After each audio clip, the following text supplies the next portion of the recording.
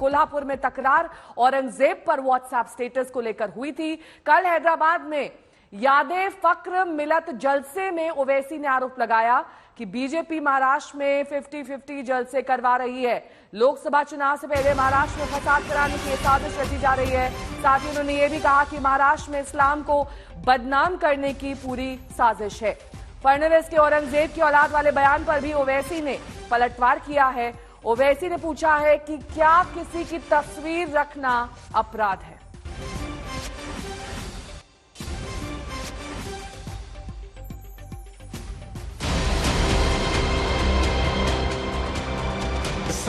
यही है कि पार्लियामेंट इलेक्शन से पहले महाराष्ट्र में कोई फसाद करवाया जाए।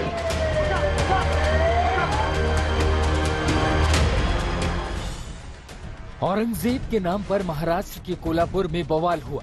औरंगजेब की तारीफ में व्हाट्सएप स्टेटस डालने वालों की धरपकड़ शुरू हुई और इधर असदुद्दीन ओवैसी की त्योरी चढ़ गई। कहा लोकसभा चुनाव से पहले महाराष्ट्र में दंगे की साजिश रची जा रही है। 50 जलसे बीजेपी की सरकार ने महाराष्ट्र में करवाए, सिर्फ नफरत फैलाने के लिए, मुसलमानों को, इस्लाम को बदनाम करने के लिए। और मैं आज खड़े होकर जिम्मेदारी के साथ कह रहा हूं कि साजिश यही है कि पार्लियामेंट के इलेक्शन से पहले महाराष्ट्र में कोई फसाद करवाया जाए। 2 दिन पहले कोल्हापुर बवाल हुआ था। औरंगजेब की तारीफ में 5 नाबालिगों का व्हाट्सएप स्टेटस वायरल हुआ तो हिंदू संगठनों ने प्रदर्शन किया और प्रदर्शन के दौरान दुकानों में तोड़फोड़ को काबू करने के लिए पुलिस को लाठीचार्ज और आंसू गैस का सहारा लेना पड़ा। ओवैसी ने सवाल किया कि क्या मुस्लिम शासकों के नाम की यह तस्वीर रखना जुर्म है।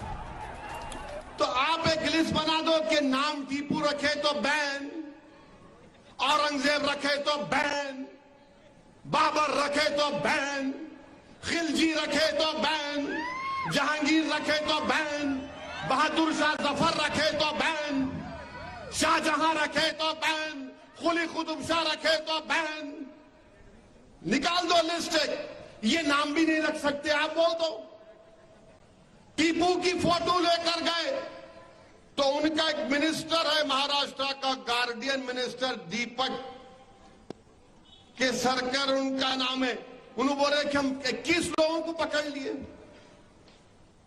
फोटो रखना जुर्म है तो बताओ कौन सा सेक्शन है आईपीसी का। कोल्हापुर हिंसा के संदर्भ में महाराष्ट्र के डिप्टी सीएम देवेंद्र फडणवीस के औरंगजेब की औलादों वाले बयान पर ओवैसी ने तीखी आपत्ति की है।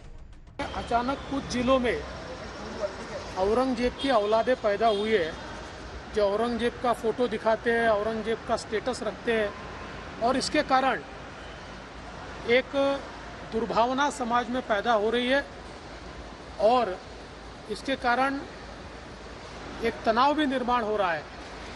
सवाल ये उठता है कि अचानक इतने औरंगजेब के औलादे कहां से पैदा हुई, इसके पीछे कौन है, इसका असली मालिक कौन है, ये भी हम ढूंढ के निकालेंगे। आपकी सरकारें 30,000 लोग कैसे निकल कर आ गए? और ये कौन सी जबान है एक डिप्टी चीफ मिनिस्टर की, जो चीफ मिनिस्टर था 5 साल के लिए, और जो उसके अतराफ के लोग बोलते हैं कि एक दिन वो प्रधानमंत्री भी बन सकता है, वो कह रहा औरंगजेब की औलाद। फिर गोडसे की औलाद कौन है? आप्टे की औलाद कौन है? मदन लाल पावा की औलाद कौन है? महाराष्ट्र में पिछले कुछ समय से लगातार मजहबी बवाल हो रहे हैं। 3 साल पहले पालघर में 2 साधुओं की मॉब लिंचिंग से माहौल खराब हुआ था। फिर हाल के दिनों में संभाजी नगर, अकोला और अहमदनगर में हिंसक घटनाएं हुई और अब कोल्हापुर में बवाल। ओवैसी के बयान के बाद सवाल अहम हो गया है कि क्या इसके पीछे कोई सियासी पैटर्न है। हैदराबाद से अब्दुल बशीर के साथ आज तक ब्यूरो। और कोल्हापुर में हुए बवाल को लेकर महाराष्ट्र के डिप्टी सीएम फडणवीस के औरंगजेब की औलाद वाले बयान पर सियासत तेज है।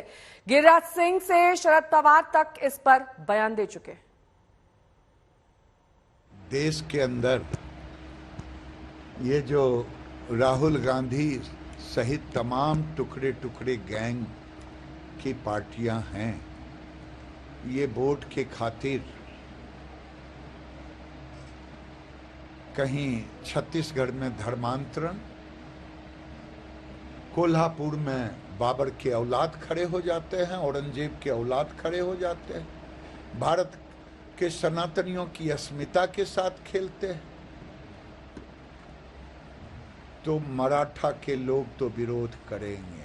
आप हिंदुत्व की बात करते हो तो क्या आपका हिंदुत्व इतना कमजोर है कि किसी शहर में किसी का फोटो लोगों ने एक कहा कार्यक्रम में उछाल दिया तो आपका हिंदुत्व खतरे में आ गया?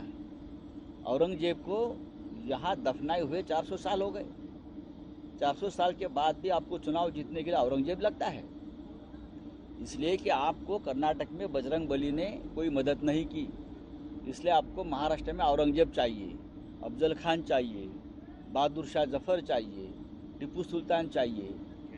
इस प्रकार की राजनीति आप करने जा रहे हैं। ऐसा झगड़ा लगाना ठीक नहीं है, इसीलिए मुझे लगता है कि इसके पीछे पाकिस्तान का हाथ है क्या, इसी तरह की शंका मुझे है। तो इसीलिए मैं माननीय देवेंद्र फडणवीस जी जो हमारे डिप्टी सीएम है, होम मिनिस्टर है, उनके साथ मैं बात करने वाला हूँ और इसके पीछे पाकिस्तान का हाथ है क्या, इसकी जांच भी होनी चाहिए। जो आम जनता उसकी कीमत इन लोगों को देनी पड़ती है।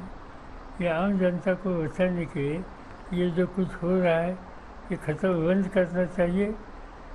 लॉ एंड ऑर्डर की मशीनरी जो कदम उठाई गई है उसको योगदान देनी चाहिए और शांति कैसे फ़ायदा होगी इस पर ध्यान देने की आज आवश्यकता है। इसमें राजनीति आज लाने की आवश्यकता नहीं, बाद में जांच होगी तो सच्चाई क्या है वो सबके सामने आएगी।